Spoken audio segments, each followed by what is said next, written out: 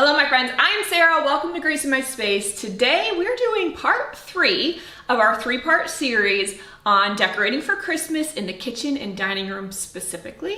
And today we are focusing on how to host a party, what to serve, how to go about making a relaxing atmosphere for your guests. So let's get to it.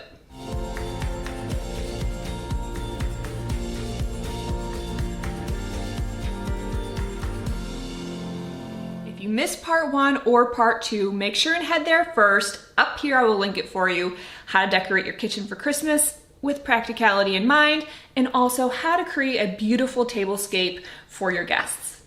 Now we are mid-prep here.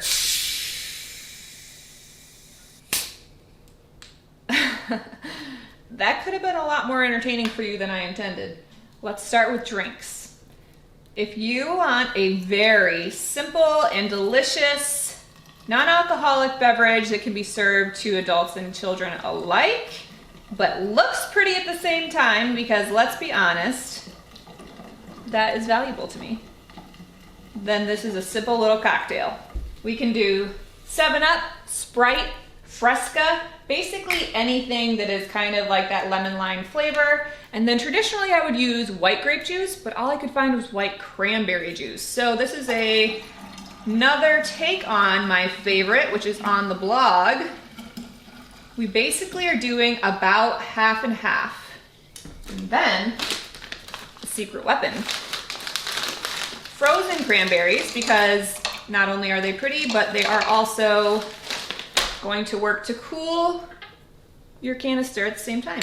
Pop that right on your buffet.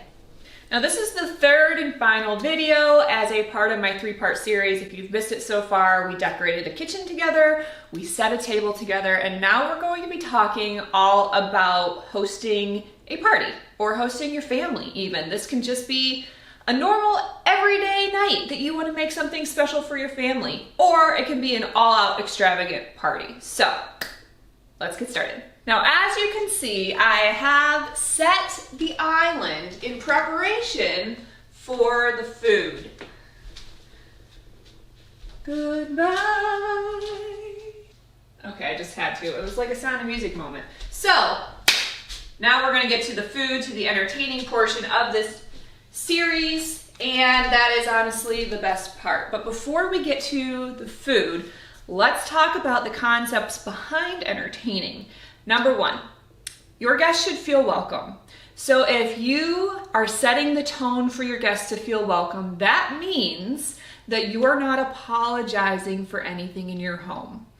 I cannot even tell you how many times I've walked into somebody's home and I've been excited to be there and I have not had any kind of negative thoughts until the homeowner says, "Oh, I'm so sorry that this house wasn't clean. Oh, I'm so sorry. Oh, let me get that out of your way. Oh, I'm so sorry that, so-and-so didn't do this and this." And they're just apologizing the whole time. And really, it's something that we think that we are doing as a benefit to the guest, but all it actually does is set them on edge a little bit.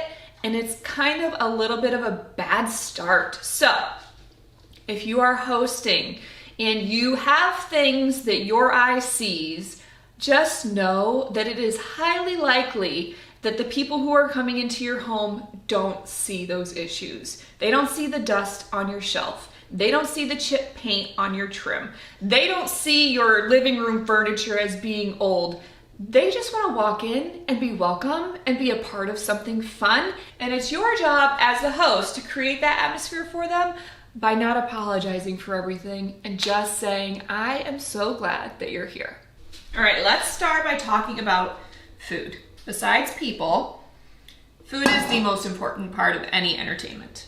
The key to hosting a relaxing party for both you and your guests is doing grazing foods.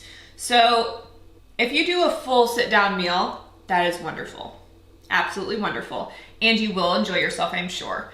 But you're also going to be cooking and getting up and refilling plates and refilling dishes. And you're going to be working really hard.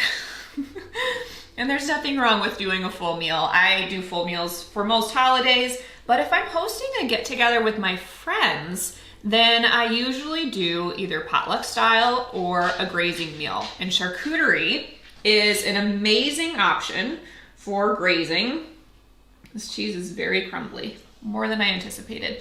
But you can put out all these amazing cheeses and meats and nuts and fruit and things that just pair really wonderfully with crackers and bread. And you have created a beautiful, delicious palette that people can graze all night long.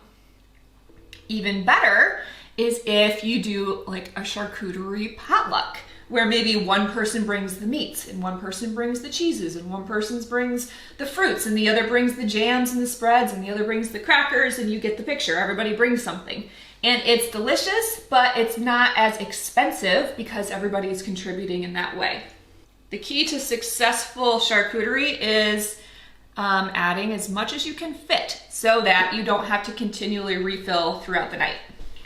Now I have on my blog the 7 essentials for delicious charcuterie in a recipe for you. I will link it in the description below if you would like to check it out if you've never done charcuterie before. This is also a really, really favorite meal for my family. My kids love charcuterie, and bonus, it's healthy because it's meats. I mean, yeah, they're cured.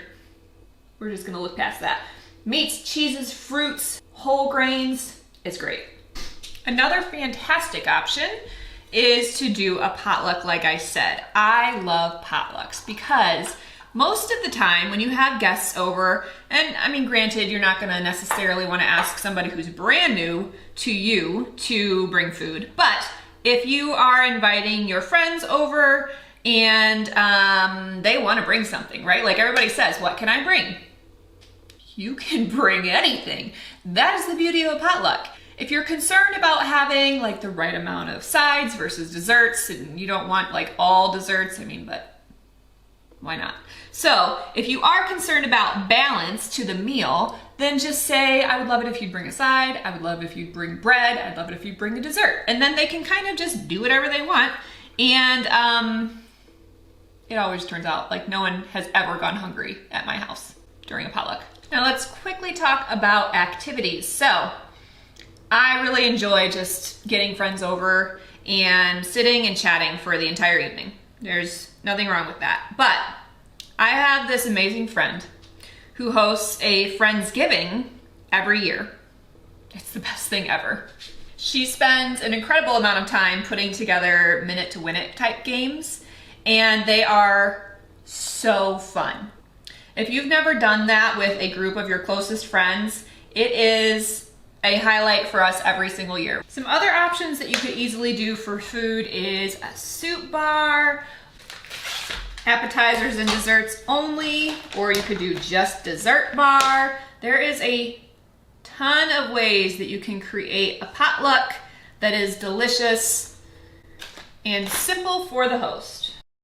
I like to repeat the meat, so if you have one like this, just rip it right in half and then do half on one side and half on the other. And that way, no matter where people are on either side of the island or on the table, they can grab all of the different meat varieties rather than having to walk a circle, more or less.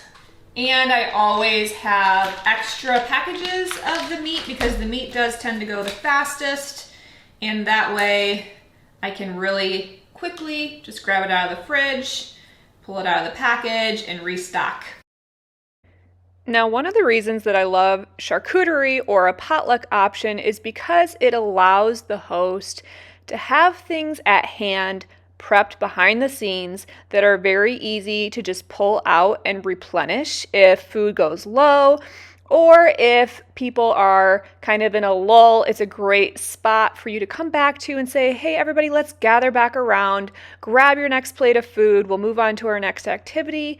Maybe that is a minute to win it game, or maybe that is a board game, or maybe it is a white elephant exchange. Maybe it's a regular gift exchange. There's lots of options that you can do to make a party really special.